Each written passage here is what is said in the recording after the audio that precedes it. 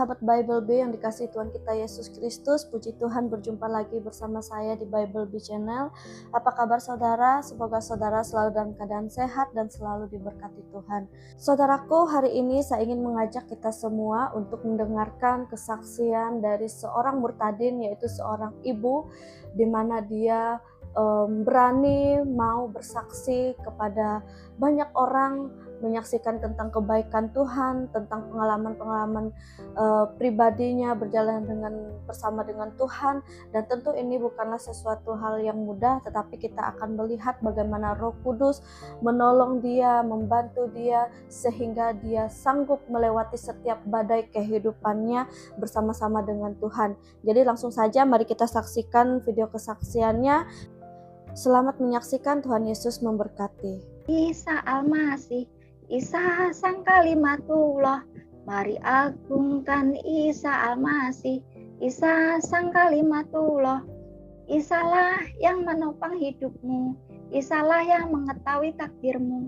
Isa berkata, ikutlah aku, akulah jalan yang lurus, jalan keselamatan dan kehidupan yang kekal selamanya. Itu kok baru dengar sih saya. Kok mari sambut Isa Al-Masih, mari agungkan Isa Al-Masih. Sedangkan tiap hari saya sholawatan yang diagungkan Nabi Muhammad. Allahumma sholli ala Sayyidina Muhammad wa ala ali Sayyidina Muhammad. Kok malah ini mari sambut Isa Al-Masih sih? Terus Isa Al-Masih yang mengetahui takdirmu. Bukannya hanya Allah yang mengetahui takdir. Isa Al-Masih yang menopang hidupmu. Bukannya hanya Allah yang menopang hidup. Terus siapa dong Isa Al-Masih itu? Saya bilang gitu dalam benak saya, Bapak Ibu Saudara. Saya Sulastri, saya berasal dari Jawa Timur, Madiun. Saya dari keluarga Muslim, semuanya Muslim, dan di situ itu Bapak Kiainya dari Jawa Barat waktu itu dulu. Dan di situ itu khotbahnya itu menjelek-jelekan Tuhannya orang Kristen dulu saya bilang Tuhannya orang Kristen. Pak Kiai itu bilang Tuhan kok pakai sempak doang. Tuhan kok dipenteng, disalib mau, Tuhan kok nggak bisa menyelamatkan diri dan sebagainya. Bapak Ibu Saudara, saya yang mendengarkan, yang ikut pengajian itu sama teman saya kerja, sayanya teriak-teriak, marah-marah Bapak Ibu. Sampai saya bilang maaf, kata-kata saya itu sangat kasar sih. Kalau dulu saya itu bahasa istilahnya kata-kata kasar itu mulut saya masih enteng mengucapkan. Maaf Bapak Ibu ya, saya bilang, "Yai goblok apa? Masa jelek ceramah kok khotbah kok jelek-jelekin agamanya orang lain, Tuhannya orang lain," saya bilang gitu. Dia nggak tahu kalau di sini banyak orang Kristen, dia nggak tahu di sini banyak orang Batak. Kalau yang punya Tuhan marah bagaimana? Saya bilang dulu seperti itu Bapak Ibu Saudara. Walah, Allah itu seperti ini toh. Walah, sebelum menjadi Allah itu seperti ini toh. Sebelum menjadi Allah itu roh Allah melayang-layang. Berarti Allah itu roh, bukan zat. Saya bilang gitu. Oh alah, begini toh Allah itu. Oh alah, jadi dalam hati saya itu hanya kata-kata oh alah begitu Bapak Ibu Saudara. Jadi langsung masuk di hati dan pikiran saya Bapak Ibu Saudara. Sudah, itu enggak saya lanjutkan. Langsung saya saking penasarannya, saya langsung loncat ke perjanjian baru Bapak Ibu Saudara. Terima kasih Bapak. Saya akan mulai. Saya perkenalkan diri saya, nama saya Sulastri. Saya berasal dari Jawa Timur, Madiun. Bapak Ibu, saya dari keluarga Muslim, semuanya Muslim. Saya anak nomor 5 dari 8 bersaudara. saya akan sedikit menceritakan bagaimana saya bisa mau menerima Yesus sebagai Tuhan dan Juru Selamat saya. Awal saya dari kecil biasa diajarkan oleh orang tua saya untuk melakukan tugas-tugas sebagai seorang Muslim beragama Islam. Biasa dari kecil diajarkan mengaji, terus ke musola. Kalau waktunya sholat, nggak buru-buru berangkat sholat. Itu juga bapak saya sudah ketat bahwa apa itu gagang cermai itu, gagang cermai. Waktunya sholat, ayo berangkat sholat. Waktunya ngaji, ayo berangkat ngaji. Gagang cermai itu bapak saya sudah di tangan. Jadi anak-anak itu baru melihat bapak saya bahwa gagang cermai itu, anak-anak sudah takut semua. Dari situ diajarin dari kecil harus sholat, harus bisa ngaji. Apalagi anak laki-laki. Di keluarga saya anak laki-laki semuanya 3, yang lain itu perempuan. Anak laki harus bisa ngaji. Tujuannya apa? Nanti kalau orang tua sudah meninggal, ada yang mengirimkan doa seperti itu dulu.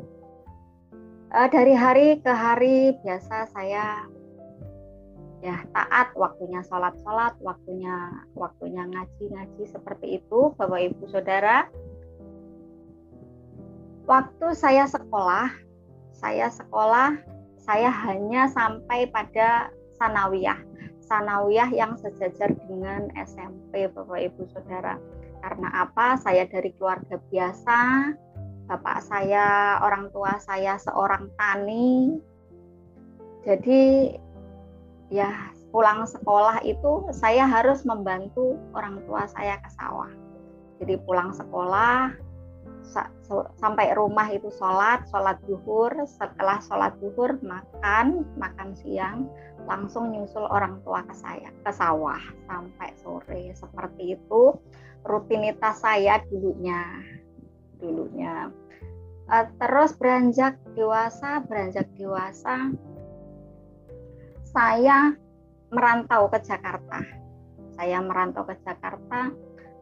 Awal 91.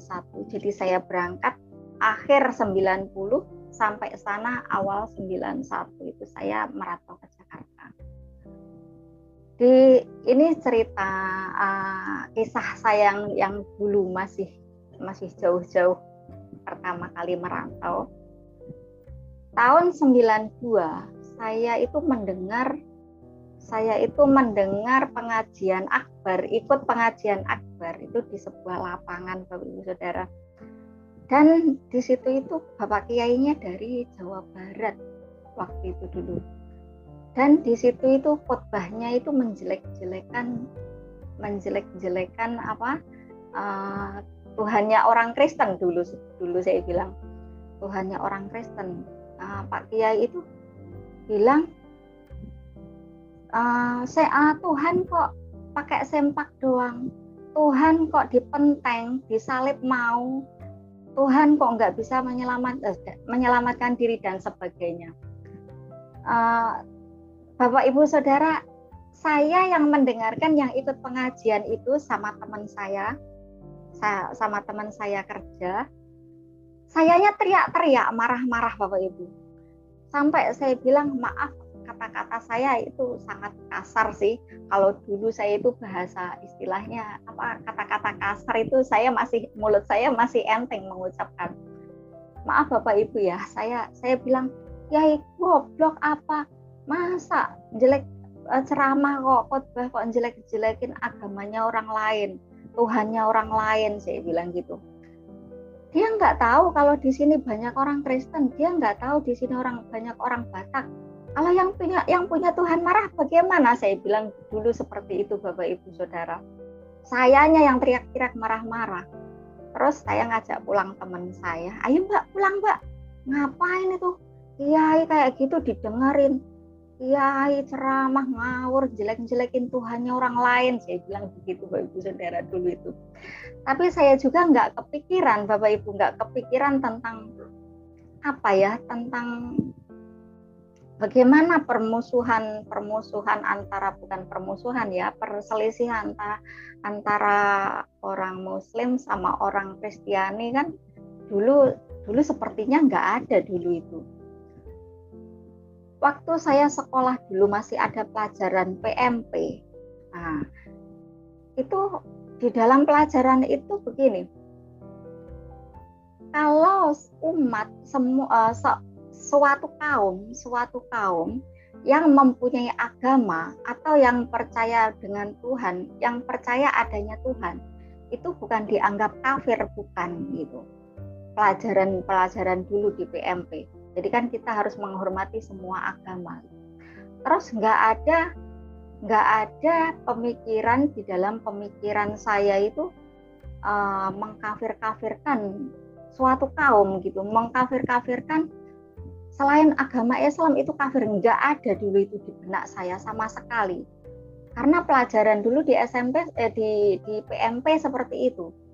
Yang punya Tuhan, yang punya agama, berarti itu bukan orang kafir, itu saja. Jadi tertanam dalam hati saya, dalam pikiran saya. Jadi nggak ada di hati saya itu mengkafir-kafirkan suatu kaum atau suatu agama, Bapak Ibu Saudara. Dan setelah itu, saya juga sama sekali dulu nggak pernah kepikiran, Kristen itu bagaimana? Agama Kristen itu seperti apa? Kitabnya orang Kristen itu seperti apa? Enggak ada sama sekali, Bapak Ibu Saudara. Saya bekerja merantau di Jakarta itu kebanyakan orang-orang Medan, orang-orang Kristiani, tapi ya baik-baik saja, nggak pernah membahas tentang agama atau pengajaran, enggak. Kita rukun-rukun selalu. Dan kebetulan juga di hati saya nggak tertanam mengkafir-kafirkan suatu kaum begitu Bapak Ibu. Terus yang anehnya lagi, kalau lihat teman saya yang memakai kalung salib, itu di hati saya kayak ada ketertarikan itu Bapak Ibu Saudara. Kok cantik ya kelihatannya gitu, saya melihatnya kok cantik ya, kayak ada tarikan dalam hati itu, sesuatu yang menarik hati saya gitu Bapak Ibu Saudara, melihat kalung salib itu.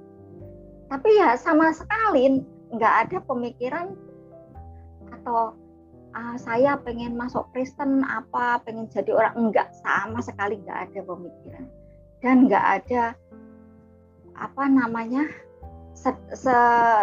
sedikit pun, setitik pun nggak ada pemikiran tentang bagaimana sih Kristen itu, nggak ada. Nol besar pokoknya gitu. Di perjalanannya waktu sampai tahun 94 Bapak Ibu Saudara, tahun 94 saya mengalami yang kepala saya itu ada sesuatu yang saya rasakan di kepala saya Bapak Ibu Saudara. Sampai saya karena sering sakit, saya pergi ke dokter.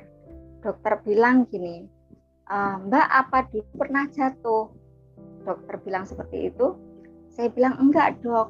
Atau pernah terbentur sesuatu atau apa? Enggak dok. Hanya saja dulu saya kalau berantem saya itu termasuk nakal Bapak Ibu Saudara. Nakalnya saya itu berantem sama saudara-saudara saya. Jadi sama adik, sama kakak gitu suka berantem. Sampai guling-gulingan di jalan itu. Terus tonjok-tonjokan kepala saya ditonjok sama adik saya. Ganti saya nonjok seperti jadi tonjok-tonjokan di jalan gitu Bapak Ibu, sampai orang-orang lewat itu, aduh ini Bapak Ibunya kemana, anaknya sampai guling-gulingan berantem seperti ini gitu Bapak Ibu Saudara. Dari situ akhirnya efeknya mungkin efeknya dari terasa kepala saya sakit, makin kesini makin sakit gitu Bapak Ibu Saudara. Paling hanya dikasih obat dari dokter, obat-obat nyeri atau obat-obat sakit kepala itu. Kok makin kesini itu bukannya makin sembuh, jadi kayak makin sering kambuh gitu Bapak Ibu Saudara, makin sering kambuh sampai saya berumah tangga. Sampai berumah tangga itu juga saya masih sering merasakan sakit itu. Jadinya kalau minum obat itu Bapak Ibu, minum obat Paramek entah apa itu, sekali minum dua dan akhirnya berimbasnya di telinga saya itu pendengarannya kurang Bapak Ibu Saudara. Kebanyakan minum obat itu Paramek, yang paling sering itu Paramek. Sampai akhirnya saya berumah tangga, sampai akhirnya saya berpisah.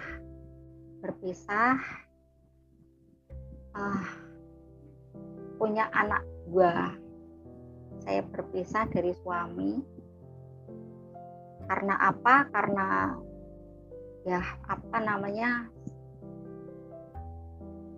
suami saya sebenarnya yang nggak tahan uji. Jadi biasa dari awalnya itu berkecukupan tentang keuangan, tentang ekonomi, akhirnya terus gara-gara perekonomian kami merosot, ambruk. Itu awalnya mencalonkan caleg sampai habis-habisan, akhirnya kalah suara dari situ Bapak Ibu. Kalah suara, akhirnya kehidupan kita dari nol benar nol itu. Akhirnya saya pulang ke Madiun, ke Jawa. Saya pulang 2007. Tapi suami saya masih di Jakarta karena orang Betawi asli suami saya. Akhirnya saya di situ kerja sawah, kembali lagi ke awal, kembali lagi ke laptop, kerja sawah, tanam padi, terus bersihin rumput di sawah, seperti itu. Lumayan Bapak Ibu untuk pemasukan untuk sekolah anak-anak gitu kan. Lama-kelamaan kehidupan suami saya di Jakarta juga pontang-panting. Akhirnya suami saya menyerah. Saya suruh pulang ke Jawa nggak mau, akhirnya menyerah. Jadi saya dilepaskan. Kalau di dalam Islam kan ditalak, dicerai. Dicerai hanya lewat HP Bapak Ibu Saudara. Karena apa alasannya? Alasannya kasihan sama saya, nggak bisa memberi nafkah. Itu alasannya. Kalau saya suruh pulang ke Jawa nggak mau, nggak bisa hidup di Jawa, alasannya seperti itu. Ya mau nggak mau, ya saya nggak bisa nuntut sama suami saya, nggak bisa nuntut karena memang keadaannya seperti itu. Orangnya jujur, humoris, sabar, tapi ya itu tadi dalam kehidupan yang bawah, yang turun ke bawah, dia nggak sanggup, akhirnya menceraikan saya. Ya sudah, apa boleh buat, mau tidak mau ya saya terima, seperti itu Bapak Ibu. Akhirnya saya menjadi seorang single parent.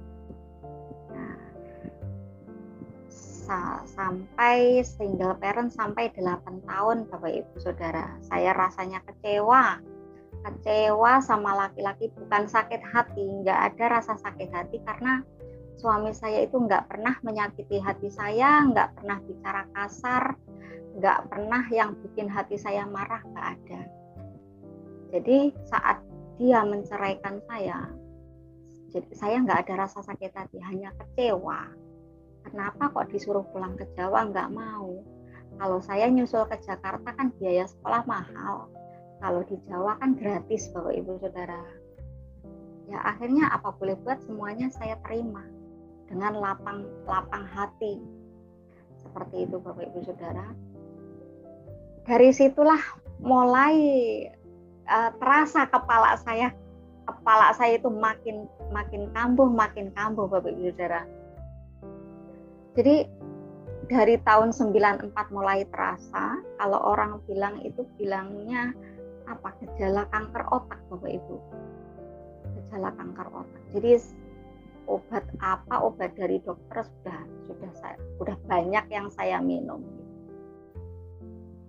Saya menjadi single parent 8 tahun, akhirnya saya di Jawa setelah kerja di sawah, itu ada yang menawarkan pada saya pekerjaan di rumah makan Padang, Bapak Ibu Saudara.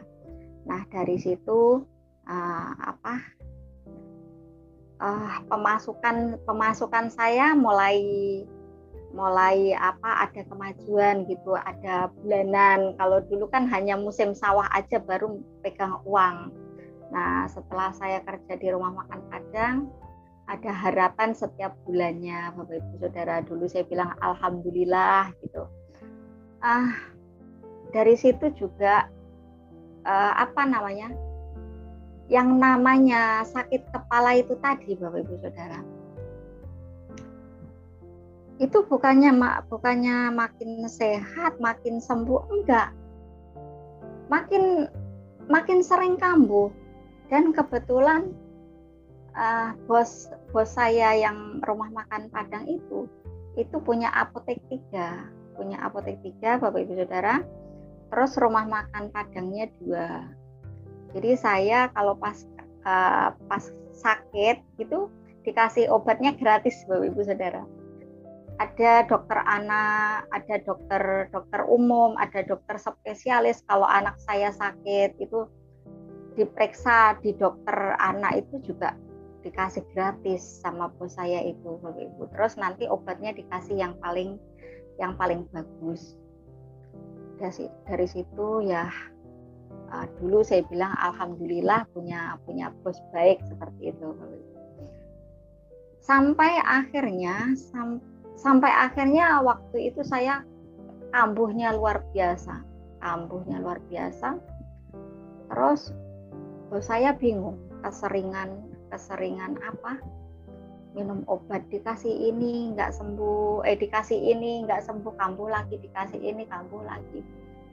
Terus apa yang mau saya kasihkan Mbak Lastri, obat apa yang harus saya kasihkan ke sampean? Kok bolak-balik kambuh, sampai saya dikasih obat itu yang bilangnya, kalau orang bilang ya sejenis itu bilangnya obat doping apa nggak tahu gitu Bapak Ibu Saudara. Dari situ lama-lama ketagihan saya. Soalnya kalau minum obat itu 5 menit paling lama 10 menit itu sudah hilang di badan, terasa ringan gitu Bapak Ibu Saudara. Dari situ setiap kambuh minta obat itu, setiap kambuh. Lama-lama sama bos yang perempuan, sama istrinya, jangan dikasih obat itu Pak, bahaya itu, lama-lama nanti Mbak Lastri, nggak boleh itu gitu. Istrinya bos bilang seperti itu. Terus pada saat itu juga saya dari masalah demi masalah datang. Dari keluarga saya, dari permasalahan saya, datang semua, sampai saya itu dibilang benci sama saudara-saudara saya, apalagi yang kakak tertua saya, kakak nomor 2 dari atas, sampai rasanya dendam kesumat. Semua orang segitu, saudara segitu banyaknya Bapak Ibu Saudara. Kalau ada masalah, kalau ada kesusahan, saya yang pertama kali dimintain tolong. Tapi giliran saya yang butuh pertolongan Bapak Ibu Saudara, itu satu pun nggak ada yang merespon. Jadi saya berpikir sendiri, mencari akal sendiri, bagaimana. Namanya juga single parent, anak 2. Dari situ, dari masalah demi masalah datang, otak saya mulai sering kambuh, Bapak Ibu Saudara. Dari situ ditambah mata saya yang lama-lama kabur. Jadi kalau pulang kerja malam naik motor itu, Bapak Ibu Saudara, naik motor itu kalau ada sorotan lampu dari depan gitu, langsung sayanya kalang kabut. Jalan yang lubang-lubang itu saya tabrak-tabrak aja, nggak kelihatan sama sekali. Ibu saya yang khawatir. Terus ada teman saya pas mau ada operasi mata itu orang India ada operasi mata, sekitar sekali operasi itu waktu itu 1,5 juta. Saya hampir mau operasi mata di orang India itu. Terus teman saya begini, Mbak Lastri jangan operasi mata dulu. Iya kalau dioperasi kalau sembuh, kalau enggak, nah apalagi kan uang segitu mahal. Pikir saya nanti kalau gajian saya mau operasi mata seperti itu dulu itu. Ditawarkan teman saya punya teman yang jualan antibiotik. Itu bagus. Untuk mata bisa, diminum bisa. Jadi untuk segala macam penyakit, Mbak, kalau mau. Mahal nggak, Bang? Saya bilang gitu. Ya kalau untuk kesehatan ya nggak mahal sih, daripada nanti dioperasi segitu belum tentu sembuh. Teman saya bilang gitu. Oke lah, Bang, nggak apa-apa. Tapi jangan sekarang, saya belum punya uang, nanti aja kalau sudah gajian, saya bilang gitu sama teman saya. Iya nggak apa-apa gitu kan. Ternyata sorenya langsung ditelepon, Bapak Ibu Saudara, ditelepon yang di antibiotik itu. Saya bilang, saya belum punya uang, Mas, belum gajian. Nggak apa-apa, Bu, yang penting Ibu coba aja dulu, nanti kalau sudah gajian baru bayar, nggak apa-apa. Itu yang orang antibiotik itu, Bapak Ibu Saudara. Jadi saya disemprot itu, disamper ke rumah malam-malam, disemprot mata saya sekitar kurang lebih 2 jam. Yang awalnya saya nggak bisa melihat HP itu, Bapak Ibu Saudara, nggak bisa melihat foto di HP. Setelah disemprot sekitar kurang lebih 2 jam itu lama-lama kelihatan. Jadi baca di HP itu mulai kelihatan, tulisan di HP mulai kelihatan, lihat foto-foto di HP mulai kelihatan. Saya bilang alhamdulillah, mata saya sudah terang. Jadi kalau naik motor malam itu nggak silau lagi gitu, Bapak Ibu Saudara. Nah dari situ akhirnya saya ikut memasarkan. Boleh nggak saya ikut menawarkan, Mas? Saya bilang, oh boleh, Bu, katanya gitu. Lumayan buat tambah-tambahan pemasukan, Bapak Ibu Saudara, pikir saya seperti itu. Nyari tambahan, nyari gaji sampingan seperti itu. Apapun saya lakukan untuk anak saya dan orang tua saya, karena orang tua saya kan tinggal ibu, bapak saya sudah meninggal tahun 2014 bapak saya meninggal. Nah dari situ pas mulai kambuh kepala saya kambuh lagi. Saya nggak masuk kerja seperti biasa. Paling saya telepon sama bos saya, Pak, saya nggak bisa masuk. Kenapa, Mbak Lastri nggak masuk? Biasa, Pak, otak saya kambuh lagi. Oh ya sudah, semoga cepat sembuh. Obatnya masih nggak? Masih, yang dulu masih saya simpan gitu kan. Ya sudah, jadi bos saya itu ya alhamdulillah, puji Tuhan gitu. Baik banget, jadi benar-benar mengerti kondisi saya, kondisi keluarga saya seperti apa, kondisi saya sendiri seperti apa, Bapak Ibu Saudara. Sampai akhirnya tahun 2016. Waktu itu saya ikut ke sana kemari yang cari tambahan keuangan yang di antibiotik itu, pulang kerja dari rumah makan Padang, langsung saya ikut masnya itu nanganin pasien-pasien. Jadi ke rumah-rumah pasien itu yang sudah ditanganin pakai antibiotik itu, entah itu pasien diabetes, entah itu pasien jantung, entah itu pasien apa. Saya pengen tahu sejauh mana sih manfaat antibiotik ini, pikir saya seperti itu, Bapak Ibu Saudara dulu. Jadi saya ke pasien sana ikut, ke pasien sini ikut, seperti itu, Bapak Ibu. Lumayan lah buat tambahan buat biaya anak-anak sama ngasih orang tua gitu, bantu orang tua gitu, Bapak Ibu Saudara. Waktu saya kambuh, emasnya itu telepon siangnya, "Ibu, nanti saya mau ke pasien Ngawi, mau ikut enggak?" Dia bilang seperti itu. Saya bilang, "Enggak, Mas, saya lagi sakit. Kenapa? Kepala saya kambuh." "Oh ya sudah, Bu, buat istirahat." Dia bilang seperti itu, Bapak Ibu Saudara. Terus dia bilang gini lewat telepon itu, "Bu, jangan sambat ya, jangan mengeluh.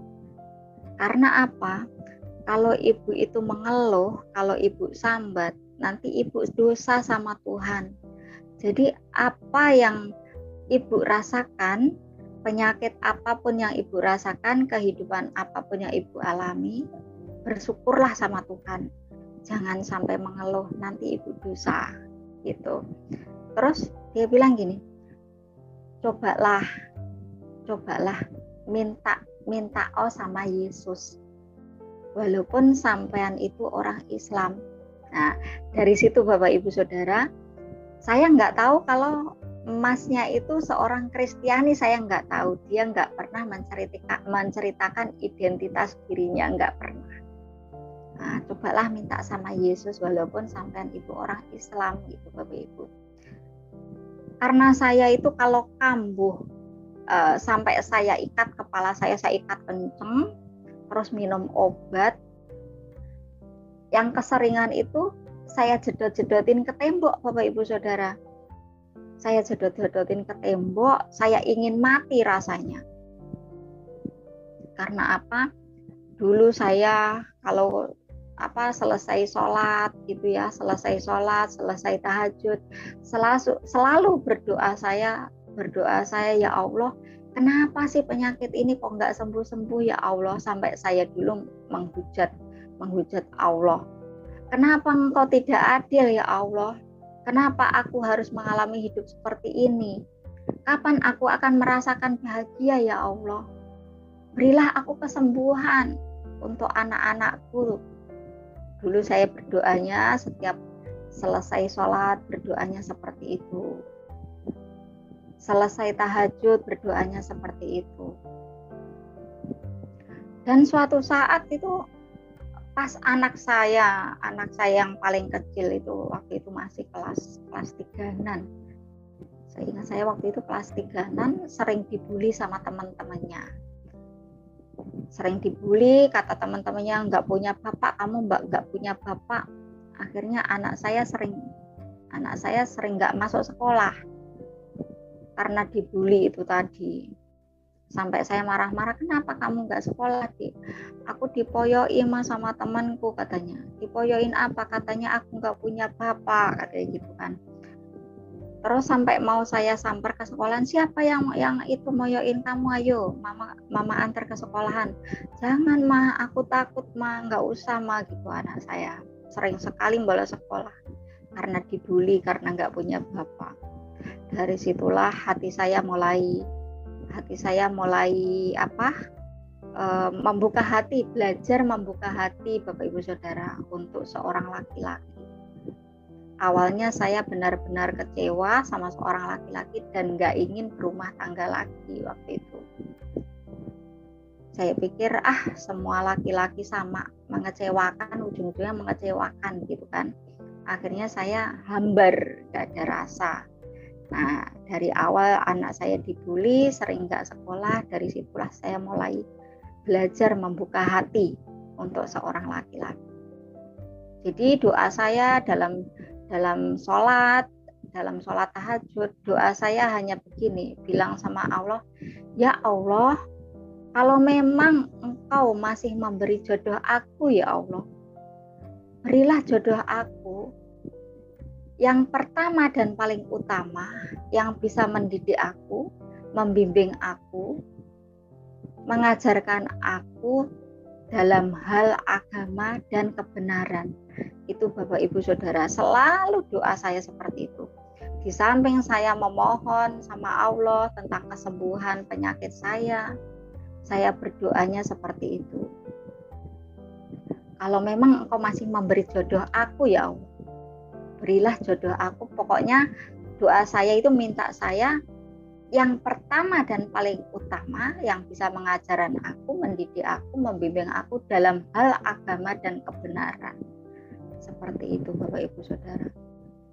Nah, di saat kepala saya kambuh itu, yang teman saya di antibiotik itu bilang, mintalah sama Yesus, walaupun sampean itu orang Islam, karena hanya Yesuslah yang bisa menyembuhkan. Karena hanya Yesuslah satu-satunya sang penyembuh. Itu Bapak Ibu Saudara. Akhirnya di dalam keadaan saya itu sakit yang sangat luar biasa, karena setiap kambuh ingin mati, ada rasa putus asa dalam kehidupan saya. Jadi saya tanpa pikir panjang Bapak Ibu Saudara, saya pejamkan mata, saya mengucap begini, ya Yesus, walaupun aku belum percaya bahwa Engkau itu Tuhan, kalau memang Engkau itu Tuhan, hidup matiku aku pasrahkan kepadamu Yesus. Begitu Bapak Ibu Saudara yang saya ucapkan. Karena saya sudah ada rasa putus asa dalam kehidupan, masalah demi masalah, saya rasakan nggak kuat, ya, putus asa. Yes, itu. Jadi saya nggak minta kesembuhan lagi. Kalau dulu waktu berdoa sama Allah kan, ya Allah berilah kesembuhan demi anak-anak saya kan gitu. Setelah saya minta sama Yesus, walaupun aku belum percaya bahwa Engkau itu Tuhan. Kalau memang Engkau itu Tuhan, hidup matiku aku pasrahkan kepadamu Yesus. Begitu Bapak Ibu Saudara. Karena saya sudah benar-benar pasrah ingin mati. Jadi nggak minta kesembuhan lagi. Sudah selesai mengucap itu, hitungan detik, saya mau tidur. Dalam hitungan detik itu, kok kepala saya itu terasa ringan, langsung sama sekali tidak merasakan sakit sama sekali. Hanya dalam hitungan detik, Bapak Ibu Saudara. Itu terus saya bisa tidur, paginya saya langsung bisa kerja seperti biasa. Saya berangkat kerja pagi itu dalam hati saya begini, seperti apa sih Kristen itu, seperti apa sih pengajaran dalam Kristen itu, kok sampai segininya ya, kok sampai segitunya ya, seperti apa sih ajaran orang Kristen itu dalam benak saya Bapak Ibu Saudara. Jadi berangkat kerja pagi-pagi itu pikiran saya selalu diliputi tanda tanya itu. Seperti apa sih kekristenan itu? Seperti apa sih ajaran dalam Kristen itu? Seperti itu Bapak Ibu. Selalu dalam benak saya itu selalu seperti itu, pertanyaan. Sudah sampai besoknya lagi saya di tetangga saya itu ada orang hajatan itu Bapak Ibu Saudara, ada orang hajatan. Kalau di desa itu kan kalau hajatan pasang sound yang suaranya besar sampai kemana-mana itu Bapak Ibu Saudara. Setelah 3 hari itu sebelum ada orang hajatan itu, 3 hari itu saya beranikan diri. Setelah 3 hari pertanyaan berturut-turut dalam benak saya beranikan diri telepon sama teman saya yang Kristiani itu tadi. Mas, boleh nggak saya pinjem Injilnya dulu, waktu itu saya bilang begitu Bapak Ibu Saudara. Boleh nggak saya pinjem Injilnya? Dia bilang, oh boleh Bu, nggak usah pinjem, nanti buat sampean saja, katanya gitu. Akhirnya apa? Diantar ke tempat kerjaan, karena ada teman saya, langsung takut ketahuan, langsung saya masukin di tas Bapak Ibu Saudara. Terus dikasih tahu nanti kalau baca itu dari awal kejadian ya Bu, sampai imamat, sudah itu saja. Terus pindah ke perjanjian baru. Perjanjian baru itu yang ada warna merahnya. Kalau yang awal kejadian itu kan perjanjian lama, yang ada tanda merahnya perjanjian baru. Nanti sampean baca dari Matius sampai Yohanes, sudah itu aja ya Bu, katanya gitu. Oh iya Mas, makasih banyak ya Mas, gitu. Nah, sampai seperti itu. Akhirnya saya pulang kerja buru-buru saya masuk kamar Bapak Ibu Saudara. Pulang kerja langsung masuk kamar. Saya nggak baca doa, nggak apa, saya tutup pintu. Saya nggak baca doa, nggak bismillah, nggak apa, langsung saya buka Bapak Ibu Saudara. Saya pinjam Injil itu, saya buka awal kejadian yang roh Allah melayang-layang itu Bapak Ibu. Allah menciptakan langit dan bumi serta isinya. Itu langsung perikop ini langsung menarik hati saya Bapak Ibu Saudara. Terus pada mulanya Allah menciptakan langit dan bumi. Bumi belum berbentuk dan kosong. Gelap gulita menutupi samudra raya. Dan roh Allah melayang-layang di atas permukaan air. Berfirmanlah Allah, jadilah terang, lalu terang itu jadi. Allah melihat bahwa terang itu baik. Lalu dipisahkannya lah terang itu dari gelap gulita. Nah, dari gelap. Dipisahkannya lah terang itu dari gelap, dan seterusnya Bapak Ibu sampai Allah menciptakan manusia. Dari ayat pertama sampai ayat kedua. No se le entiende ni una mierda. Dari ayat pertama sampai ayat 2, dalam hati saya langsung begini Bapak Ibu. Walah, Jugaremos. Allah itu seperti ini toh. Oh alah, sebelum menjadi Allah itu seperti ini toh. Seperti itu Bapak Ibu. Berarti sebelum menjadi Allah itu roh Allah melayang-layang. Berarti Allah itu roh, bukan zat. Saya bilang gitu.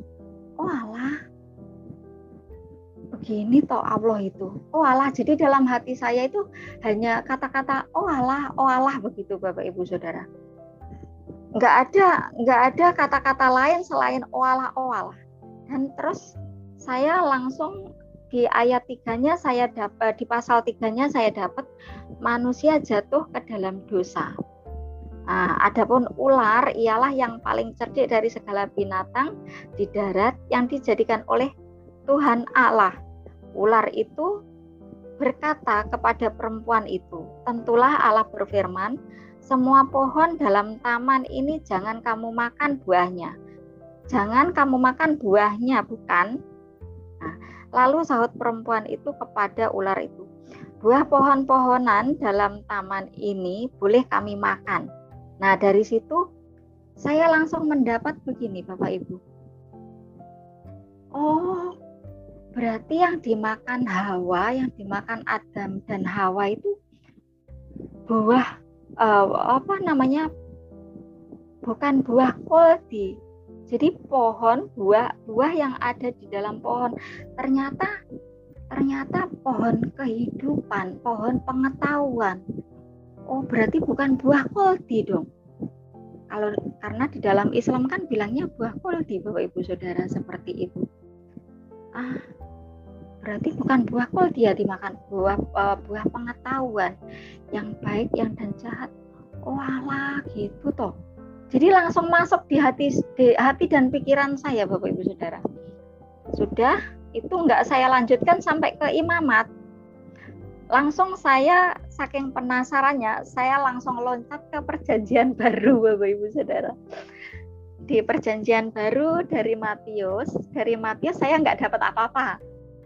Terus di dalam Yohanes itu saya mendapat ayat pertama itu, pada mulanya adalah firman. Firman itu bersama-sama dengan Allah, dan firman itu adalah Allah. Oh gitu toh. Berarti yang dibilang kenapa kok orang Kristen itu kok bilangnya Tuhan Yesus? Berarti Tuhan Yesus itu firman pada mulanya adalah firman itu bersama-sama dengan Allah, dan firman itu adalah Allah. Oh Allah gitu toh. Pantesan kok Yesus dibilang Tuhan. Seperti itu Bapak Ibu Saudara pemikiran saya. Sudah, itu nggak saya lanjutkan lagi Bapak Ibu Saudara. Sudah sampai di situ tok. Tapi ya sebatas itu aja, sebatas membaca. Akhirnya seperti biasa saya berangkat kerja, seperti biasa seperti itu. Jadi ya sudah sepintas lalu, sudah masuk hati saya tapi sepintas lalu gitu. Saya besoknya kerja seperti biasa, saya pulang itu kok ada di tetangga saya itu ada orang hajatan, Bapak Ibu Saudara. Ada orang hajatan memutar lagu-lagu qasidah biasa kalau di kampung kan sore menjelang mulai jam 3 sampai menjelang maghrib yang disetelkan qasidah nasidaria. Kalau enggak yang grup qasidah yang qasidah Arab seperti itu Bapak Ibu. Nah, pas itu saya mendengar lagu itu, mari sambut Isa Al-Masih, Isa sang kalimatullah, mari agungkan Isa Al-Masih, Isa sang kalimatullah. Isalah yang menopang hidupmu, Isalah yang mengetahui takdirmu. Isa berkata, ikutlah aku, akulah jalan yang lurus, jalan keselamatan dan kehidupan yang kekal selamanya. Itu Bapak Ibu Saudara, ada lagu seperti itu. Saya kaget Bapak Ibu Saudara. Saya kagetnya gini, loh kok lagunya kok mari sambut Isa Al-Masih? Ini benar nggak sih orang ini nyetel lagu kayak gini? Kok baru denger sih saya? Kok mari sambut Isa Al-Masih, mari agungkan Isa Al-Masih. Sedangkan tiap hari saya sholawatan yang diagungkan Nabi Muhammad. Allahumma sholli ala Sayyidina Muhammad wa ala ali Sayyidina Muhammad. Kok malah ini mari sambut Isa Al-Masih sih? Terus Isa Al-Masih yang mengetahui takdirmu. Bukannya hanya Allah yang mengetahui takdir.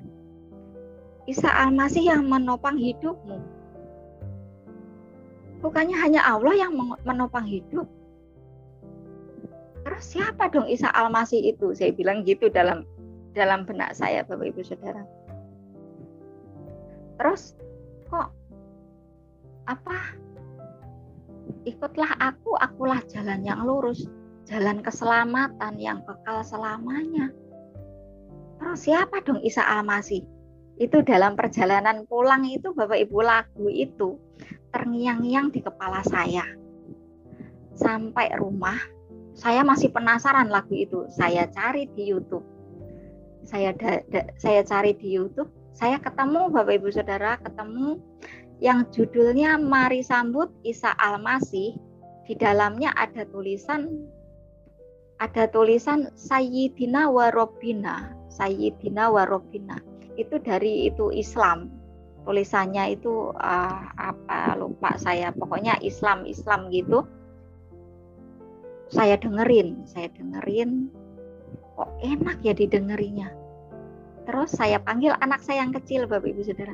Dek, dengerin, ada lagu bagus, Dek, dengerin. Jadi handset ini, Bapak Ibu, handset ini sebelahan sama anak saya yang kecil itu. Dengerin, Dek. Sampai anak saya juga sampai hafal waktu itu ya. Tapi nggak tahu nih sekarang sudah besar masih hafal apa enggak, Bapak Ibu Saudara. Terus dari situ pertanyaan saya, Sayyidina wa Rabbina, ada di dalam lagu itu tulisannya Sayyidina wa Rabbina, Nabi dan Tuhan. Sayyidina wa Rabbina, Sayyidina Nabi, Rabbina Tuhan, Nabi dan Tuhan. Kok Isa Al-Masih?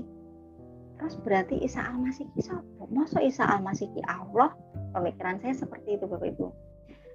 Dan sambil mendengarkan lagu itu, karena saya nggak punya Al-Quran yang ada terjemahan, saya ambil Al-Quran kakak saya, Bapak Ibu, yang ada terjemahannya. Saya ambil, saya sambil mendengarkan lagu itu, saya cari-cari di Al-Quran itu tentang siapa Isa Al-Masih.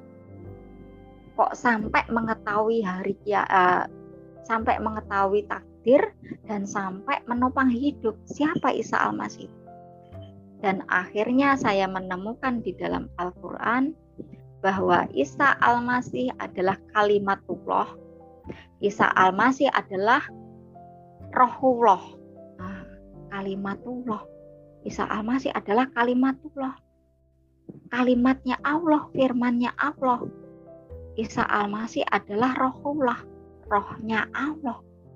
Berarti Isa Al-Masih itu rohnya Allah, roh Allah itu sendiri berarti. Kalimatullah, kalimatnya Allah, firmannya Allah. Oh gitu ya. Saya cari lagi, Bapak Ibu. Makin penasaran saya. Saya menemukan Isa Al-Masih satu-satunya manusia di dunia dan di akhirat. Satu-satunya manusia di dunia dan di akhirat. Bukannya hanya Allah satu-satunya di dunia dan di akhirat. Kok Isa Al-Masih? Saya bilang gitu, Bapak Ibu Saudara. Terus ada lagi. Isa Al-Masih putra Maryam. Bukan. Setelah itu saya dapat ayat gini. Pengikut Isa Al-Masih ditinggikan, dimuliakan derajatnya di atas orang-orang kafir hingga hari kiamat. Loh, yang ditinggikan derajatnya, dimuliakan derajatnya di atas orang-orang kafir hingga hari kiamat. Berarti pengikut Isa Al-Masih itu bukan kafir dong. Sedangkan setahu saya Isa Al-Masih itu kan kitabnya Injil, Bapak Ibu. Kitab Injil. Berarti kan kitab Injil kan kitabnya orang Kristen.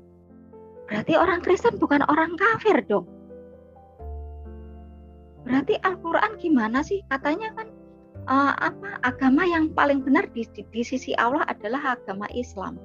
Di luar Islam kafir.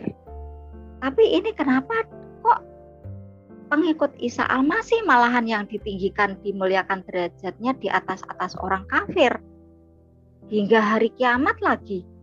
Kok bukan pengikut Nabi Muhammad yang setiap saat Allahumma sholli ala Sayyidina Muhammad? Pemikiran saya begitu, Bapak Ibu Saudara. Akhirnya saya menemukan lagi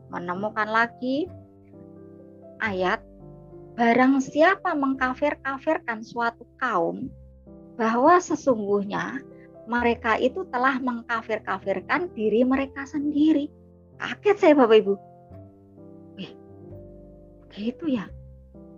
Ya benar, untung saya nggak pernah mengkafir-kafirkan orang, walaupun itu orang di luar Islam.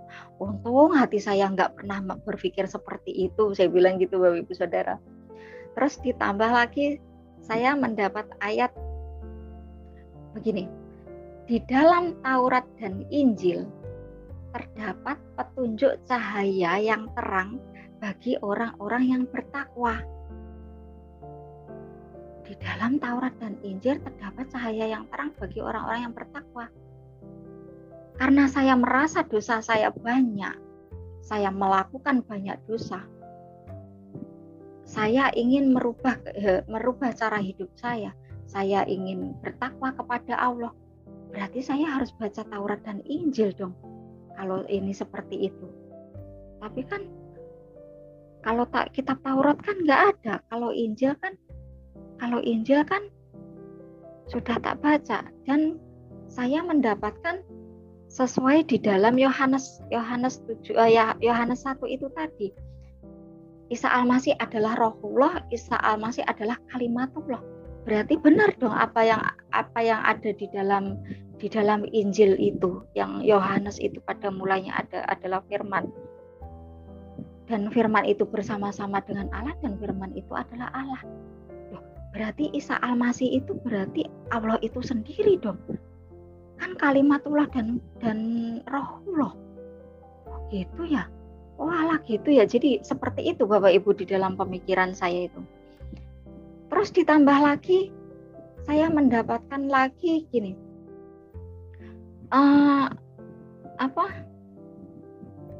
Isa Al-Masih adalah sumber pengetahuan hari kiamat. Dan janganlah engkau ragu-ragu, wahai Muhammad, tentang hari kiamat itu. Kalau engkau ragu-ragu, tanyakanlah kepada ahli-ahli kitab sebelum engkau. Ahli-ahli kitab sebelum engkau, berarti ahli-ahli kitab sebelum Nabi Muhammad kan Taurat, Zabur, dan Injil. Oh, berarti ya benar ya, harus baca Injil berarti ya. Karena di dalam Taurat dan Injil kan terdapat petunjuk cahaya yang terang bagi orang-orang yang bertakwa. Harusnya ya podo maca Injil. Tapi kenapa kok nggak boleh baca Injil? Terus di dalam Al-Quran juga terdapat, jangan mempertanyakan sesuatu yang membuat engkau murtad. Terus di dalam sesuatu itu ada apa dong? Berarti di dalam sesuatu itu ada sesuatu. Pemikiran saya seperti itu Bapak Ibu. Kok nggak boleh ditanyakan? Berarti ada sesuatu di dalamnya. Seperti itu Bapak Ibu Saudara. Dan setelah saya sudah mendapat jawaban dari bahwa Isa Al-Masih adalah sumber pengetahuan hari kiamat itu, dan janganlah engkau ragu-ragu wahai Muhammad tentang hari kiamat. Kalau ragu-ragu, suruh bertanya kepada ahli-ahli kitab sebelum Al-Quran. Tentunya Taurat, Zabur, dan Injil. Dan Taurat dan Zabur itu kan kitabnya nggak ada, adanya Injil. Adanya kitabnya orang Kristen. Ya benar, berarti aku nggak salah, aku pinjam Injilnya Masih itu tadi. Saya bilang gitu Bapak Ibu, pemikiran saya. Dari situ saya setelah itu sudah mantap Bapak Ibu, mantap bahwa saya menemukan jembatan Sirotol Mustaqim itu. Setiap saat berdoanya ihdinas sirotol mustaqim sirotol ladzina an'amta 'alaihim, dan seterusnya. Setiap saat tunjukkanlah kami jalan yang lurus. Berarti jalan yang lurus, jembatan Sirotol Mustaqim itu berarti Isa itu sendiri ya. Wes, pokoknya aku mantep, ini jembatan Sirotol Mustaqim. Wes aku menemukan jembatan Sirotol Mustaqim. Itu pemikiran saya itu Bapak Ibu. Akhirnya saya nekat memberanikan diri membaca Alkitab di teras rumah Bapak Ibu Saudara. Nah, di saat saya membaca Injil di teras. Nah, ini kakak saya yang tua itu lewat, yang nomor 2 itu, yang musuhan sama saya, musuh dendam kesumat Bapak Ibu, mulai dari di Jakarta itu udah bertahun-tahun dendam kesumat sama kakak saya itu. Bencinya setengah mati, sampai dulu saya bilang sama ibu begini, masa tau Bu, aku sampai kiamat nggak bisa akur sih sama Mae, kan dulu saya bilang Mae, kalau manggil kakak saya itu Mae gitu. Kata ibu apa? Ya nanti kamu naik bikin rumah pageran sing dhuwur, bikin pagar yang tinggi, kata ibu saya seperti itu sambil ketawa Bapak Ibu Saudara. Pas saya baca Alkitab di teras rumah, kakak saya lewat, kitab saya diginiin. Kamu baca apa, Wat? Kamu baca apa, Wat? Di sini ada tulisan Alkitab. Langsung kakak saya teriak, Astagfirullah, Wat. Kamu baca ini? Saya jawabnya santai, Bapak Ibu. Iya. Astagfirullah, Wat. Istighfar, istighfar. Kamu ngaji dari kecil, dapatnya ini? Iya. Emang kenapa? Kamu mau jadi orang Kristen? Iya. Astagfirullah, Wat. Udahlah, jangan teriak-teriak. Ngapain sih teriak-teriak? Nanti didengar tetangga itu loh, kata saya gitu, Bapak Ibu Saudara. Jadi suara saya seperti itu, santai gitu, nanti didengar saudara. Biarin, didengerin tetangga. Biar dengar sekalian semuanya. Tak bilangin sama ibu, katanya gitu. Iya, bilangin, tapi nggak usah teriak-teriak, saya bilang gitu. Nggak usah teriak-teriak. Biar dengar semua, katanya. Oh, itu si Wati itu mau jadi orang Kristen. Itu baca kitab orang Kristen, katanya. Mau murtad dia, katanya gitu kan. Saya langsung masuk ke rumah, Bapak Ibu. Saya masuk ke dalam, saya bilang gitu. Ngapain sih teriak-teriak? Nggak usah teriak-teriak, dengerin tetangga. Biarin dengar semua, katanya gitu. Nggak boleh. Wong surga neraka itu ditanggung masing-masing loh.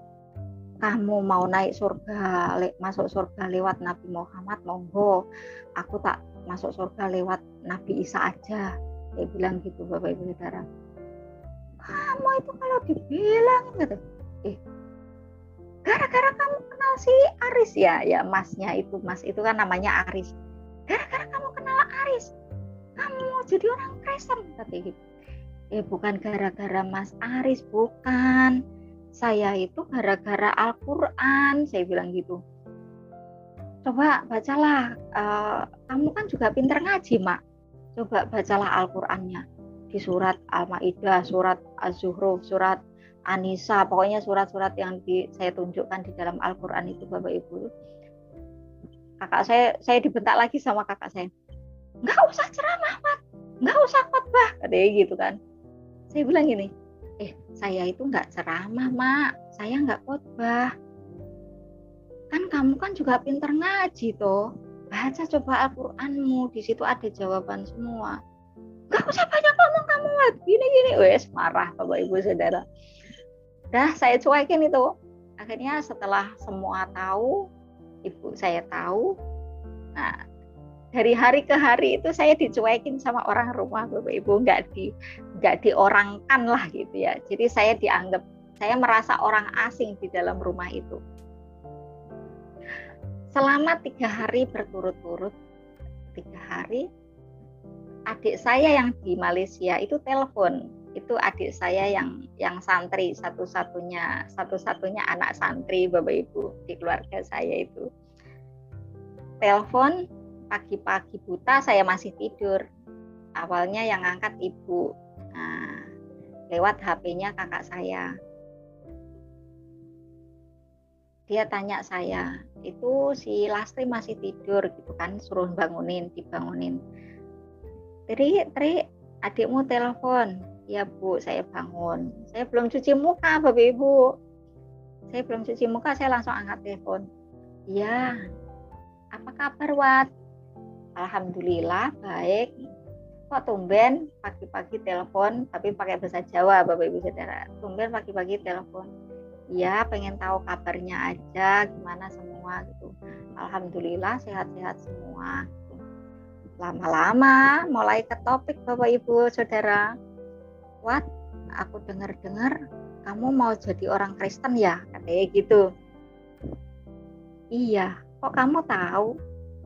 Itu ya yang bilang ya Mbak ya, kata saya gitu. Mbak ya, iya, kata dia gitu. Terus, iya emang kenapa? Saya bilang. Langsung teriak lagi, Bapak Ibu. Astagfirullah, Wat, katanya.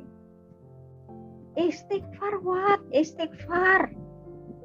Kembalilah ke Islam, Wat. Bertobatlah, katanya gitu. Jangan sampai jadi murtad kamu, Wat, katanya gitu. Loh, saya tiap hari istighfar, dia bilang gitu. Tapi kenapa kamu sampai murtad? Loh, bukan bukan masalah murtad apanya, kan karena di dalam Al-Quran sendiri yang membuat saya seperti ini. Kamu nggak usah bawa-bawa Al-Quran, kamu nggak usah ceramah, nggak usah khotbah. Loh, ya kamu kan anak santri, kamu kan juga tahu ya bisa baca Al-Quran, pinter juga baca Al-Quran.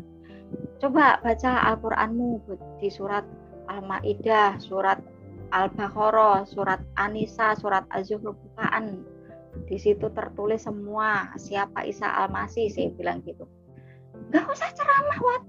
Aku lebih ngerti agama daripada kamu, Wat. Ya iyalah, kamu kan anak santri, ya jelas ngerti lah.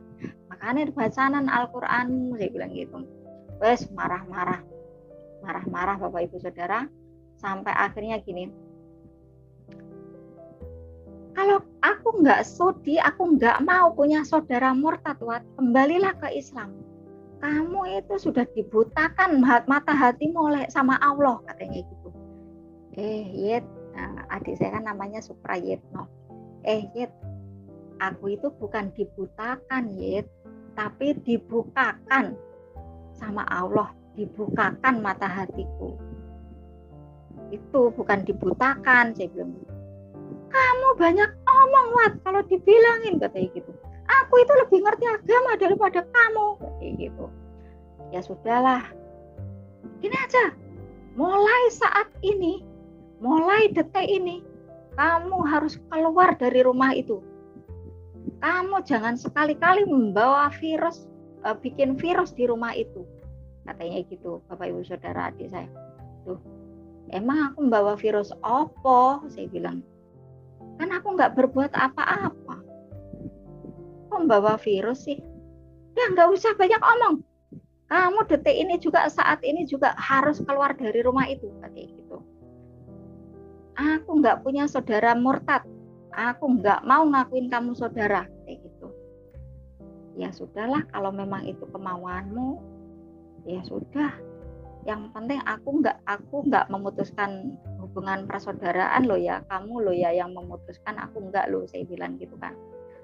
Ya sudah, kalau memang itu maumu, sekarang tutup teleponmu, aku tak beres-beres, saya bilang gitu Bapak Ibu Saudara, aku tak beres-beres. Dah, telepon langsung ditutup, saya langsung beres-beres baju saat itu juga, jadi nggak cuci muka, nggak apa, Bapak Ibu Saudara. Terus saya telepon masnya yang Nasrani itu, saya bilang gitu, Mas, halo Mas, boleh nggak saya minta tolong gitu? Ada apa Bu? Saya minta tolong carikan kontrakan. Loh, ada apa Bu? Saya diusir dari rumah. Oh alah, gitu toh. Ya sabar ya Bu, harus namanya juga harus memikul salib, katanya. Saya kan nggak tahu Pak. Bapak Ibu Saudara, salib itu apa kan gitu kan, saya nggak tahu itu memikul salib, katanya gitu. Ya sudah, saya carikan kontrakan gitu kan, yang murah aja ya Mas, karena saya kan nggak punya uang, saya bilang gitu. Iya Bu ya, terus sekalian Mas tolong itu ya, apa namanya, mobil angkotnya ya Mas, saya bilang gitu. Oh ya Bu, iya nanti saya carikan gitu. Akhirnya dicarikan Bapak Ibu Saudara, dicarikan. Setelah mobil angkot itu datang, itu saudara saya semua nggak ada Bapak Ibu Saudara. Jadi saudara-saudara nggak ada, ibu saya nggak ada. Tapi sebelumnya itu ibu saya bilang gini, kamu itu dibilangin kok ya susah toh, tri. Kamu itu dibilangin kok ya susah toh, tri. Ya sudahlah Bu, saya bilang, semua saya tanggung, Ibu nggak usah memikirkan saya, itu tanggung jawab saya bilang gitu. Saya berani berbuat, saya harus berani tanggung jawab Bu, saya bilang gitu. Yang penting saya masih sayang sama semuanya, termasuk saya masih tetap sayang sama Ibu, saya bilang gitu, Saudara. Udah, akhirnya setelah itu semua pergi Bapak Ibu Saudara, ibu saya juga pergi, jadi di rumah itu nggak ada orang sama sekali. Saya mau minta tolong pun mau minta tolong ke siapa, jadi saya ngangkutin barang itu Ya nggak semua saya bawa, seperlunya aja saya bawa gitu Bapak Ibu Saudara. Akhirnya sopir angkotnya turun bantuin saya. Kok Mbak, kok nggak ada yang bantuin, pada kemana? Nggak tahu Pak, pada pergi semua tadi. Nggak tahu kemana. Ya sudah, tak bantuin gitu kan. Akhirnya sudah selesai diangkut ke mobil, ke angkot.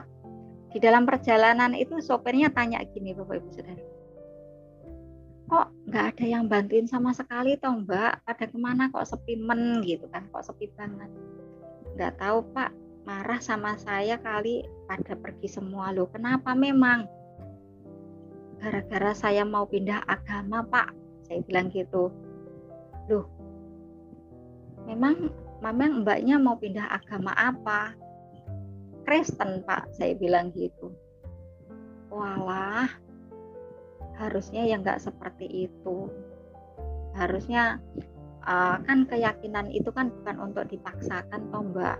Harusnya ya nggak usah diusir-usir gitu kan, nggak usah diusir-usir, nggak harus segitunya gitu. Ya nggak apa-apa Pak, kenyataannya juga seperti ini, ya sudahlah nggak apa-apa. Ya sudah Mbak, tak anterin, mau pindah kemana toh gitu kan. Ke Madiun Kota Pak, saya bilang gitu. Ya sudah, diantar Bapak Ibu Saudara. Dari situ diantar sampai tempat tujuan. Yang emasnya nyari kontrakan itu sudah nunggu. Ini Bu, kontrakannya sebelah sini. Ya Mas, makasih banyak ya. Maaf ya Bu, saya tinggal ya Bu, saya sudah kesiangan mau berangkat kerja. Oh ya Mas, makasih banyak loh, saya bilang gitu Bapak Ibu Saudara. Udah, akhirnya berjalannya waktu, saya kos di situ. Itu saya belum bayar kos Bapak Ibu Saudara. Jadi saya bayar kos itu akhir bulan, setelah gajian saya baru bayar gitu Bapak Ibu Saudara. Ya untungnya waktu itu ya alhamdulillah gitu, ibu kosnya baik gitu kan. Akhirnya di akhir saya tempatin dulu baru bayar gitu. Terus hari Minggu saya bilang sama Mas itu, Mas boleh nggak saya ikut ibadah gitu kan. Benar Bu, ya Mas, ya sudah, besok Minggu saya jemput. Nah dari situ Bapak Ibu Saudara, akhirnya saya ikut ibadah pertama kalinya. Terus saya cerita sama Bapak Pendetanya itu, saya diusir dari rumah Pak gitu kan. Terus Bapak Pendetanya, ya itulah Mbak, kalau mengikut Yesus ya seperti itulah katanya, resikonya, tanggung jawabnya, itu namanya memikul salib katanya gitu. Tapi saya juga belum paham apa itu salib, bagaimana itu salib juga saya belum paham. Akhirnya dari situlah saya didoakan. Selesai ibadah, ya sebelumnya saya menceritakan saya diusir dari rumah, terus saya dikasih ayat Bapak Ibu, tapi di pasal berapa saya lupa, yang ayatnya pokoknya musuh yang paling utama adalah seisi rumah itu Bapak Ibu. Itu di pasal berapa, ayat berapa saya nggak hafal ya. Nah, dari situ ini ayatnya. Jadi musuh paling utama, paling pertama yaitu seisi rumah. Kalau mengikut Yesus ya itu resikonya seperti itu. Iya Pak, tapi ya ini ya Pak, saya itu yang herannya ya Pak ya, saya cerita sama pendeta saya, yang herannya ya Pak ya, saya diusir seperti itu, saya dikata-katain seperti itu. Kok heran saya itu nggak ada rasa sedih, nggak ada rasa sakit hati Pak, saya herannya, saya bilang gitu.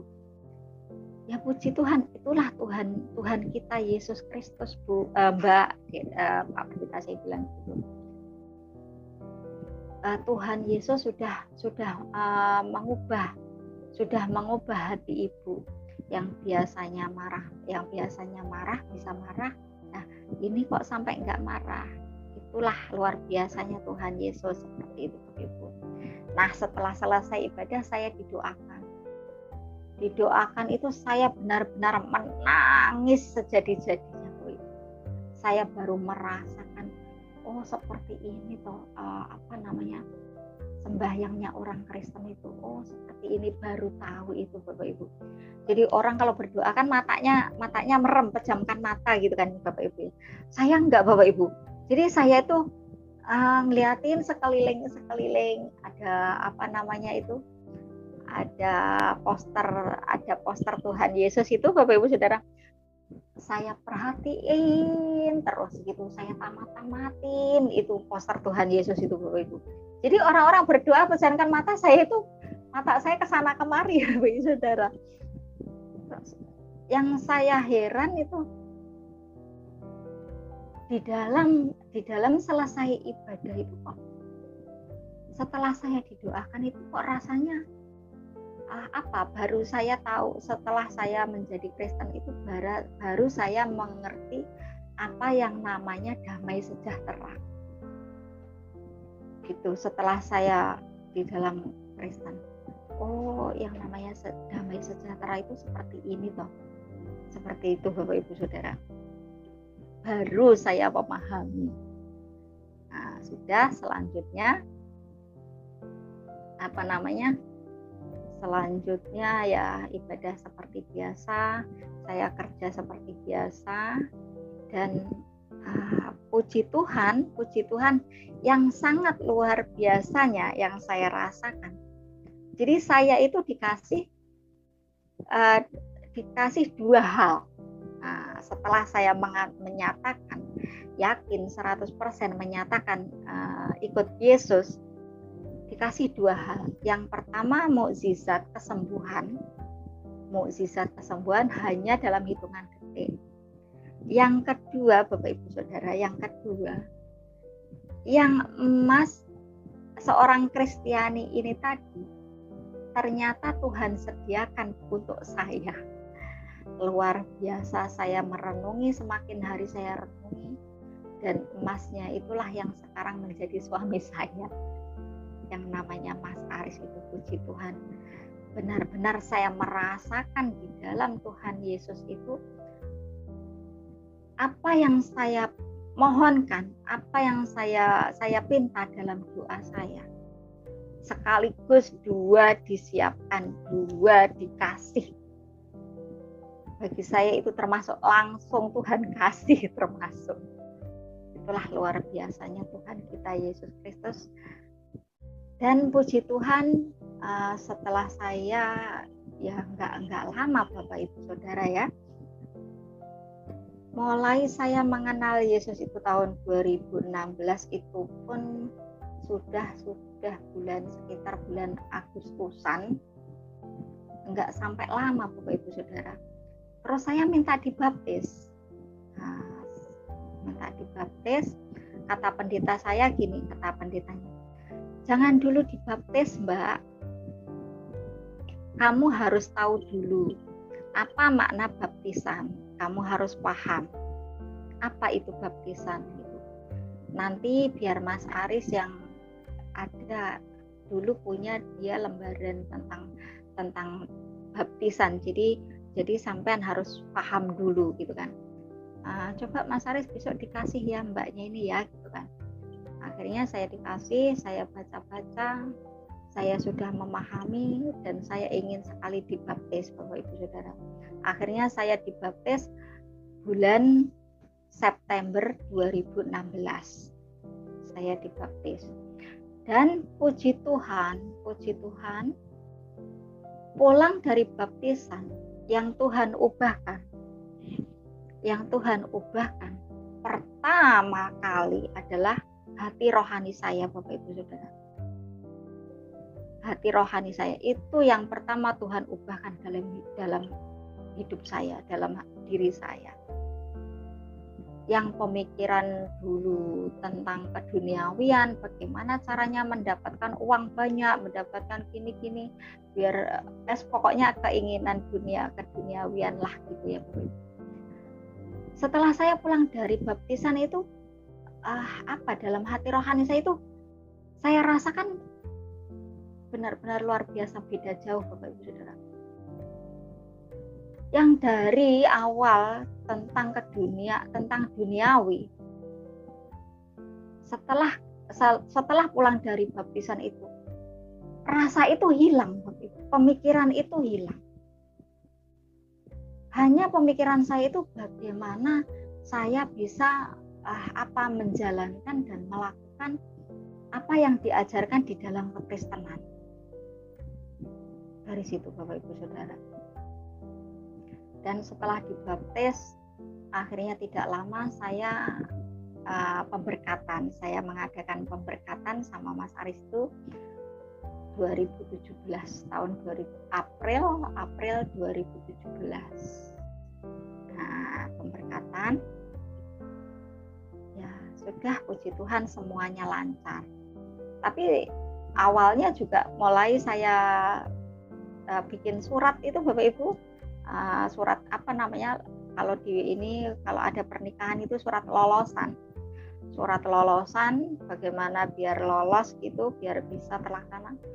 Di saya itu susahnya luar biasa Bapak Ibu Saudara. Padahal itu ya, pamong kelurahannya itu masih saudara, lurahnya sendiri masih saudara saya, tapi dipersulit Bapak Ibu, hanya tinggal tanda tangan, cap stempel tanda tangan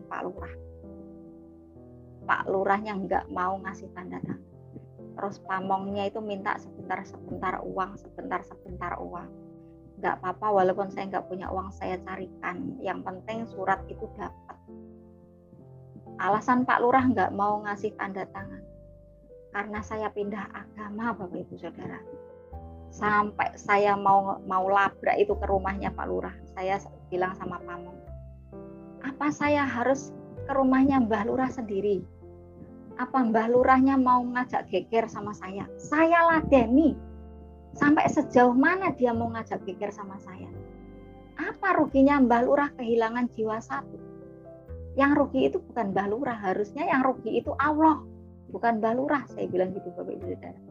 Akhirnya si pamong kelurahan itu bilang, ya sudah Nduk, sudah. Jangan marah-marah, biarin nanti saya urusin. Nanti bagaimana caranya, yang penting kamu nanti dapat tanda tangan, katanya gitu Bapak Ibu Saudara. Akhirnya ya puji Tuhan walaupun sedikit uang, sudah surat itu selesai dan saya bisa mengadakan pernikahan. Dan luar biasanya lagi Bapak Ibu Saudara, setelah pemberkatan di gereja, pemberkatan di Capil, di Dukcapil kan, pernikahan di sana. Sepeser pun itu enggak ditarik biaya, sepeser pun. Bahkan yang menikahkan saya itu bahkan beli antibiotik, nggak tahu keluhannya apa waktu itu, malah beli. Jadi saya semuanya dari surat nikah, pembaharuan data KTP, KK, sama sekali tidak dipungut biaya sepeser pun. Puji Tuhan, luar biasa. Tuhan menyatakan, kebaikan Tuhan itu menyatakan dalam hidup saya Bapak Ibu Saudara. Setelah itu sudah selesai pernikahan, sudah. Jangan salah Bapak Ibu Saudara, tetap proses-proses dari Tuhan itu berjalan terus. Baru saya memahami bagaimana dan apa arti memikul salib itu, makna memikul salib itu. Di dalam pernikahan, setelah itu kehidupan sehari-hari, prosesnya nggak sampai di situ, terus ada. Justru dari suami saya sendiri, Bapak Ibu Saudara. Disitulah saya diproses yang saya bilang hampir saya nggak kuat. Hampir saya mau kembali ke Islam lagi Bapak Ibu Saudara. Tapi disitulah Tuhan selalu menguatkan saya, menguatkan hati saya. Kalau di dalam ibadah kita, di dalam ibadah kami Bapak Ibu Saudara, kan ada karunia roh itu karunia nubuatan, karunia penglihatan, itu di ibadah kami ada Bapak Ibu Saudara. Nah, dari situlah saya diingatkan Tuhan, selalu diingatkan Tuhan. yang ibu-ibu, sebagian ibu-ibu dipakai Tuhan yang nubuat, penglihatan, apa gitu, menyampaikan pesan. Waktu penyembahan, pujian penyembahan, nggak tahu dalam hati saya itu ada gemetar yang luar biasa. Terus saya nangis sejadi-jadinya. Disitulah Tuhan berbicara lewat salah satu seorang ibu. Hai anakku Sulastri, aku tahu apa yang engkau pergumulkan. Aku tahu segala sesuatunya dalam hatimu. Jangan sekali-kali engkau meninggalkan aku, Tuhan Allahmu. Tetaplah di dalam aku.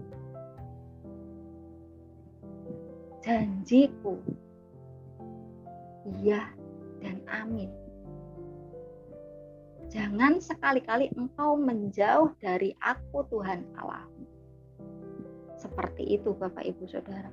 Saya nangis yang luar biasa. Saya minta ampun sama Tuhan. Sering Bapak Ibu seperti itu, saya diingatkan Tuhan kalau ada masalah apa gitu. Bahkan hati saya saat kendor pun Tuhan selalu ingatkan lewat salah satu ibu, seorang ibu, kalau pas lagi pujian menyembah dalam ibadah. Selalu seperti itu, Tuhan menyatakan kebaikannya dalam kehidupan saya. Dan di saat yang terakhir itu, karena saya sangat kecewa sama suami saya. Harusnya suami saya itu banyak menasehati tentang saya, banyak membimbing saya dalam hal rohani. Ternyata apa yang saya harapkan itu sangat mengecewakan. Disitulah saat ibadah Tuhan lagi berbicara kepada saya, hai anakku Sulastri, jangan sekali-kali engkau memberhalakan suamimu. Suamimu adalah hakku, kata Tuhan. Suamimu adalah hakku. Apapun yang terjadi pada suamimu, itu urusanku, kata Tuhan. Jangan sekali-kali engkau memberhalakan suamimu. Dan jangan sekali-kali engkau menjauh dari aku. Tuhan bilang seperti itu Bapak Ibu. Saya nangis lagi, minta ampun lagi. Dari situlah Tuhan menginginkan hidup saya harus berkenan di hadapan Tuhan. Selalu Tuhan ingatkan. Dari hal terkecil dalam pergumulan hati saya, Tuhan berbicara. Tapi karena saya belum peka dengan suara Tuhan, yaitu tadi lewat seorang ibu saat pujian menyembah, Tuhan berbicara mengingatkan saya. Dari situ Bapak Ibu, proses-proses yang saya alami bersama Tuhan. Dan saya sangat berterima kasih sama Tuhan, yang ternyata Tuhan Yesus itu Tuhan yang nyata, Tuhan yang hidup, Tuhan yang beserta kita di setiap detak nafas kita. Itu Bapak Ibu Saudara.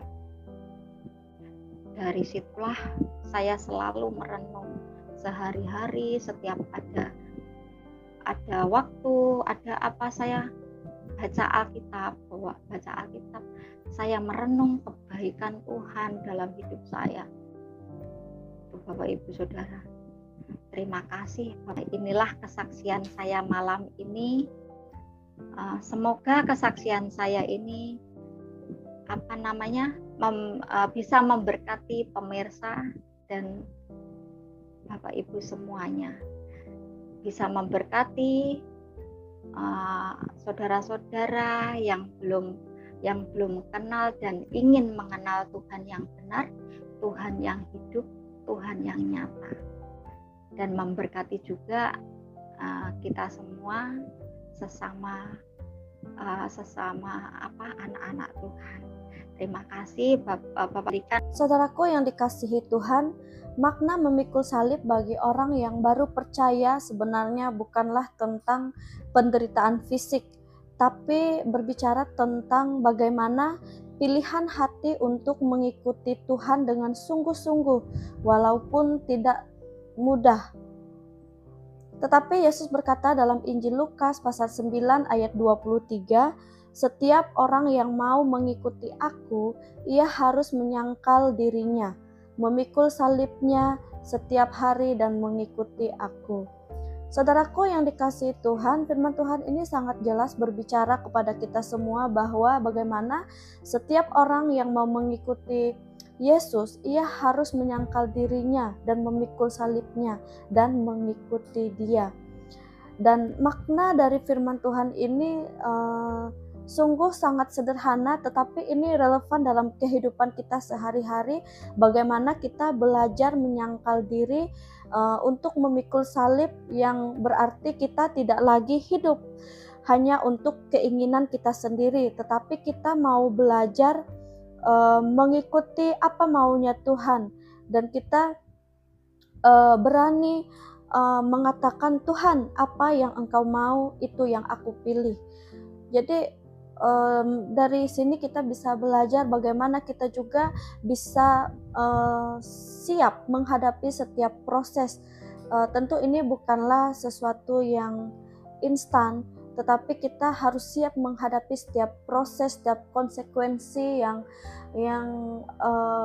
kita terima ketika kita mengikuti Yesus, ya. Dan mengikuti Tuhan tidak selalu langsung enak. Kadang ada penolakan dari orang lain, ada perubahan kebiasaan lama yang terasa berat, tapi ini bagian dari proses di mana Tuhan mau membentuk kita, mau melihat sejauh mana iman kita untuk kita sungguh-sungguh bersandar kepada Tuhan. Dan kita juga bisa belajar bagaimana kita tetap setia walaupun itu tidak mudah. Saudaraku yang dikasihi Tuhan, memikul salib artinya tetap berjalan bersama Tuhan walaupun keadaan kita mungkin saat ini sedang tidak baik-baik saja. Kita sedang capek, kecewa, sedang tidak mengerti dengan rencana Tuhan. Bukan hanya saat hidup baik-baik saja, tapi hidup yang berubah sedikit demi sedikit. Orang yang memikul salib akan mulai melihat perubahan. Dia bisa melihat dirinya, bagaimana dia bisa lebih sabar, lebih mengasihi, lebih dekat dengan Tuhan. Bukan sempurna, tapi itu yang dinamakan ia tetap terus bertumbuh di dalam Tuhan. Jadi saudaraku yang dikasihi Tuhan, memikul salib berarti kita memilih untuk tetap ikut Tuhan setiap hari, walaupun harus meninggalkan hal lama dan melewati setiap proses yang tidak mudah, tidak nyaman. Tetapi kita percaya bahwa ketika Tuhan Yesus memanggil umatnya untuk datang percaya kepadanya, maka Tuhan Yesus sendiri yang akan bertanggung jawab atas hidup kita. Dia yang akan memampukan kita menjalani setiap kehidupan kita dan memberikan kita kekuatan, memberikan kita damai sejahtera, dan memberikan kita pertolongan. Kiranya melalui kesaksian ini kita semakin menyadari bagaimana pentingnya kita hidup bersandar kepada Tuhan, sekalipun kehidupan kita sulit, tetapi itulah yang dinamakan memikul salib, ya, berat, tetapi kita percaya penyertaan Tuhan selalu sempurna atas hidup kita. Saudaraku yang dikasihi Tuhan, sebelum saya mengakhiri video ini, saya ingin mengucapkan terima kasih banyak untuk saudara yang selalu setia mendukung pelayanan Bible Bee Channel dengan cara like, komen, dan subscribe, dan juga selalu membagikan setiap video yang ada di channel ini. Tuhan Yesus memberkati saudara, dan sampai jumpa di video berikutnya. Tuhan Yesus memberkati kita semua. Shalom.